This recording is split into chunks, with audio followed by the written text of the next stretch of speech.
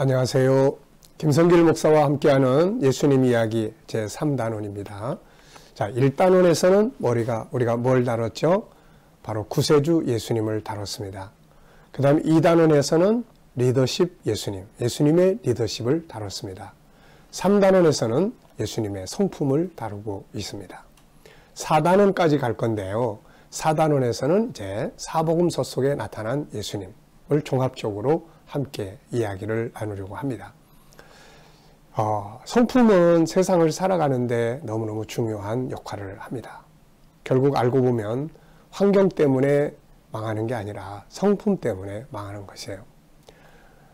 요셉은 어려운 환경에 있었지만 지금까지 우리가 공부한 것들 중에 요셉이 가지고 있었던 성품들, 무엇보다도 영성의 성품, 하나님과 교제하는 성품, 그리고 수용하는 성품, 자기에게 주어지는 환경을 수용할 줄 아는 이 성품, 그리고 부지런함, 성실함, 그리고 형제들을 원수 갚지 않고 지난 시간에 말씀드린 것처럼 용서할 줄 아는 이런 부분들, 이런 좋은 성품들이 아무리 어려운 환경이라도 그를 성공하게 만들어준 거죠.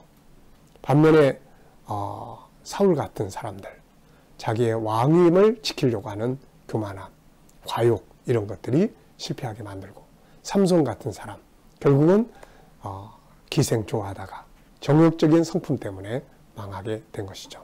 성품이 성공, 실패를 만든다는 것을 우리가 꼭 기억하시면 좋겠습니다.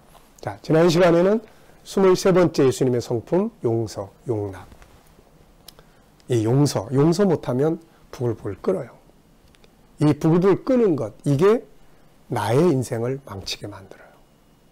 심리적으로 불안정함을 갖게 하고 앞으로 가지 못하도록 발목을 딱 잡아요. 잠자다가도 그 사람 생각하면 벌떡 일어나게 되고. 그래서 용서의 능력을 키워야 됩니다. 용납하는 능력을 키워야 돼요. 살다 보면 나보다 잘하는 사람도 있지만 나보다 못하는 사람도 많아요. 못하는 사람과 같이 일할 때 속상하죠. 용납해야 됩니다. 용납하면서 가진 재능 개발해 주는 것, 이게 바로 리더자의 참 모습이잖아요. 자, 이 시간에는 이제 24번째로서 자신감, 담대함, 자신감. 어떻습니까? 여러분들은 자신감 그러면 어떤 생각이 드세요?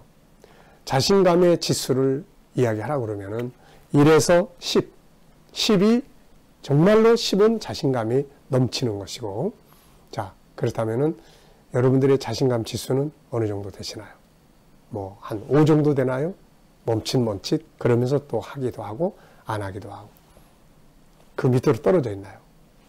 어떤 일을 만나면 일단 염려하고 두려워하고 뒤로 물러나고 쉽게 포기하고, 네, 모험은 하지 않으려고 하고 새로운 도전 이런 거 해보려고 생각하지 않고, 안전한 부분도 있을 수 있지만 그러나 결국 항상 삶의 소극 쪽에서, 그리고 후회를 많이 해요.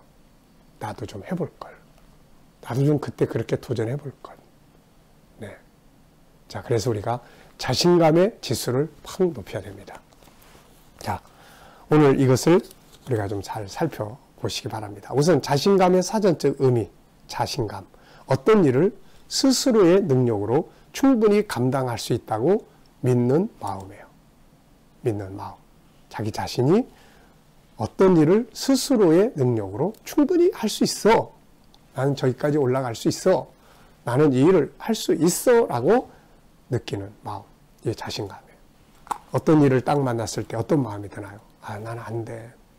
이스라엘 백성들이 그 지도자들이 가나안 땅 정탐했잖아요. 갔다 오더니 안 돼. 안 돼.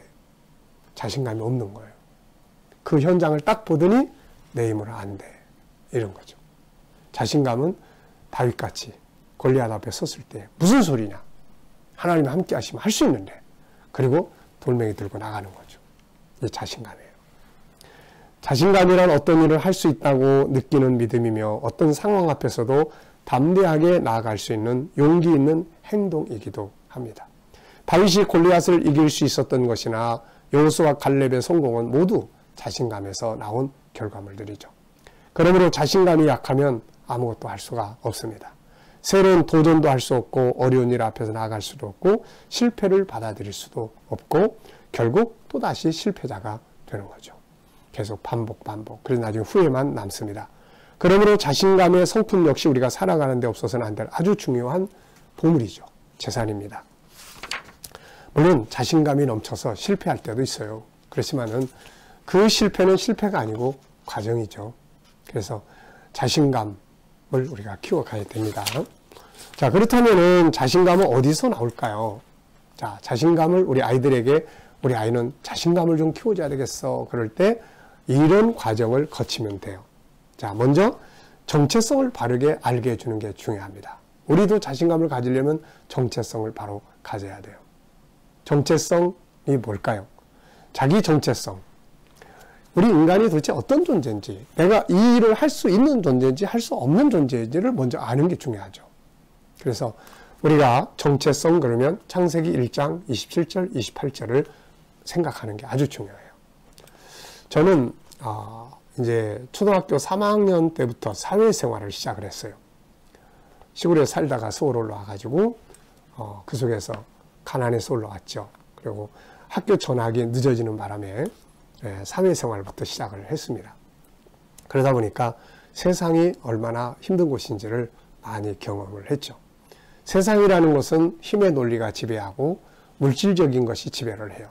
돈 많이 벌면 위대한 사람도 되고, 돈이 없으면 멸시당하고, 힘이 있으면 정말 높은 자리에서 큰 소리 뻥뻥 치면서 살고, 힘이 없으면 무시당하고 짓밟힘을 당하고 때로는 억울한 일도 많이 만나게 되고, 이런 거를 사회생활을 일찍 시작하면서 참 많이 경험을 했어요. 그래서 자신감이 많이 떨어져 있었습니다. 원래 성품 자체도 성격도 좀 내성적인 부분이 있는 데다가, 그래서 이 세상을 대할 때 항상 어려웠어요. 세상 그러면 뭔가 선뜻 딱 다가서지 못하고 어려운 곳, 힘든 곳, 나는 감당할 수 없는 곳, 막 무거운 것처럼 이렇게 느껴졌습니다.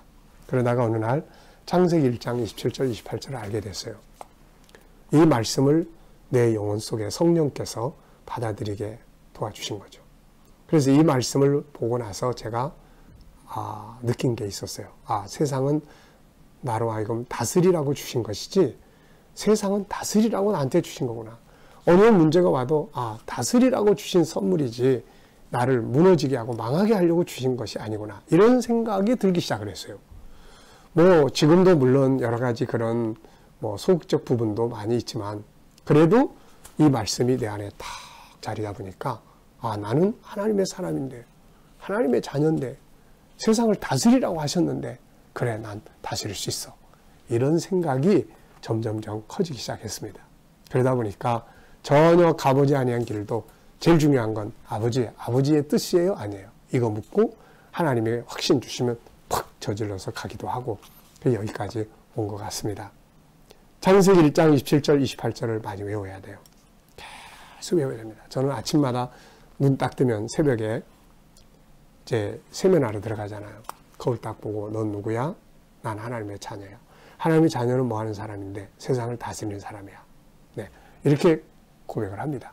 그리고 이제 새벽 기도 끝나고 설교 마치고 이제 개인 기도 시작하면 강단에 엎드려서 제일 먼저 하는 것이 하나님을 고백해요. 하나님은 참 존귀하신 분이세요. 그러면서 5가지 성품의 하나님을 쫙 고백하고 그 다음에 저를 고백을 합니다. 하나님, 저는 하나님을 닮은 존귀한 자고, 하나님을 닮은 세상의 주인이고, 하나님을 닮은 능력의 사람이고, 이런 고백을 쭉 하죠. 계속 이 정체성을 잃어버리지 않으려고 계속 확인시키고 하는 거예요. 나는 이길 수 있는 사람이야 라고 알고 있는 사람 이길 수 있잖아요. 근데 나는 안 되는 사람이야. 그러면 못하는 거예요. 이게 자신감은 정체성에 나옵니다. 그 다음에는 엄청난 힘이 함께 할 때 나오는 거예요. 엄청난 힘, 내 힘 말고 또 다른 힘, 이게 바로 하나님의 힘이죠. 그래서 하나님의 힘이 임할 때, 성령의 감동이 임할 때 자신감이 팍 생기는 거예요. 저는 이것을 성령이 임하시면 이상하게 간이 붙는 것 같아. 뭔가 할 수 있겠다, 해야 된다고 하는 도전감이 팍 생기니까요, 이게. 그 다음에 사람들의 칭찬과 지지와 격려 속에서 자신감이 자꾸 큽니다.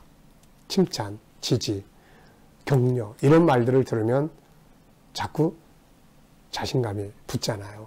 잘하는데, 아니야, 정말 잘해. 그러면 진짜인가? 그리고 또 해보려고 하잖아요. 그리고 이제 실패라는 말을 잘 쓰지 말아야 돼요. 실패를 과정이라는 말로 바꿔서 자꾸 쓰면 됩니다. 그 다음에 작은 성공들을 자꾸 경험해 보는 게 좋아요. 그래서 거창한 것보다는 작은 거 하나, 뭐 어떤 것이든 책 한 권을 난 다 이거보다는 한 페이지 읽는 거 먼저 성공 딱 해보면 다음 페이지 또 읽어봐야지 이렇게 되는 거거든요. 그래서 작은 일의 성공을 자꾸 경험을 해라. 그 다음에 분명한 목표의식이 앞에 탁 있어야 돼요. 그러면은 그 목표를 향해서 칵 달려가다 보면은 좌우에 있는 어려운 일들을 이겨버리게 됩니다. 이게. 자, 그래서 여기 보시면은 자신감을 키우기 위해서 이제 필요한 것들이 뭔가 또 도표가 있습니다. 네. 이 내용을 보면은 자신감 키우기 위해서는 우선 이거 꼭 있어야 돼. 난 이게 꼭 필요해. 요거 인식하는 거예요. 성품을 여는 이게 제일 중요해요. 나는 이 성품을 키워야 돼. 이런 거. 그 다음에 자기 정체성, 창세기 1장 27, 28절. 그리고 성품 공부하기. 이런 거. 5가지 성품. 영성 강화하기. 하나님과 더 가깝게. 칭찬과 지지받는 환경 만들기. 잘했던 것들을 기억하고 정리해보기. 다양한 분야에서 새롭게 또 해보는 거예요. 뭐 실패하는 게 아닙니다. 해보는 거예요. 해보면 경험이 쌓이게 되고 세상 앞에 담대해지게 되죠. 실패를 과정으로 본다는 것, 분명한 목표를 만들어 보는 것. 자, 여러분, 세상을 이기는 큰 무기가 자신감이에요.